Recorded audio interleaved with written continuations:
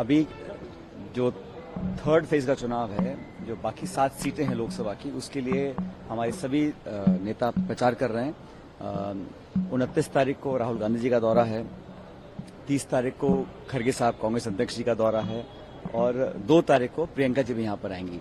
तो छत्तीसगढ़ में लगातार पूरा फोकस हम लोगों का है और जो फीडबैक हमें मिला है सेकंड चरण के बाद, बहुत अच्छी स्थिति में कांग्रेस पार्टी के उम्मीदवार हैं और जो भाषा का उपयोग कर रही है बीजेपी के नेतृत्व जो कर रहे हैं, जो बौखलाहट मुझे दिख रही है, वो साफ संकेत है कि जो उम्मीद उनको थी वहां तक नहीं पहुंच पाएंगे और हर राउंड में भाजपा और एनडीए पिछड़ रहा है।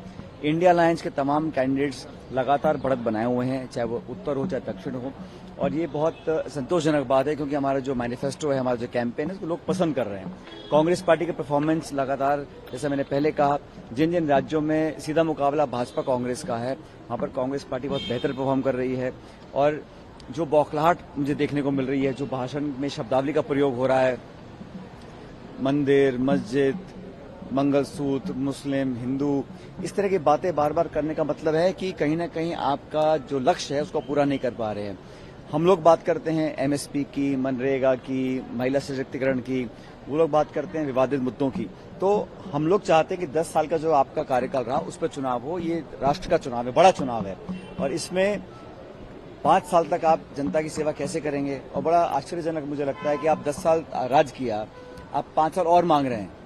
और जो देश में नौजवान फौज में जाना चाहते हैं, अग्निवीर के माध्यम से उनको 4 साल दे रहे हैं, तो नौजवानों को 4 साल और खुद के लिए 15 साल, और बात कर रहे हैं 2047 की।